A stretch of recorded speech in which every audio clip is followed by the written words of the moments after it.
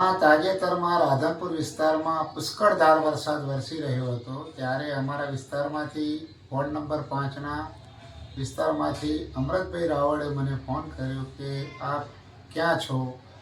મેં કહ્યું હું ઘેર છું. તો કે આપણા નીચાણા ભાગમાં પાણી ભરાય એવી સ્થિતિ લાગે છે.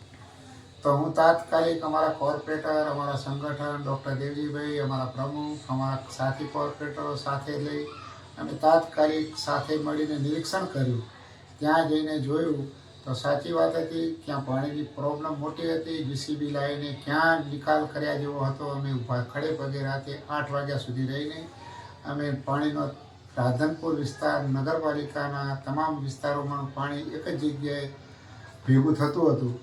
તે અમે લોકોએ ભેગા થઈને દરેક જગ્યાનું પાણી ત્યાંથી અમે નિકાલ માટે જીસીબી લાવી અને જીસીબી થ્રુ જ્યાં જ્યાં અમને એવું લાગ્યું કે અહીંયા પાણીની તકલીફ અહીંથી નીકળશે અમે જીસીબી સાથે રાખીને પાણીનો રવિધામ વિસ્તારના પાણીનો નિકાલ અમે તત્પર નિકાલ કરાવ્યા હતા.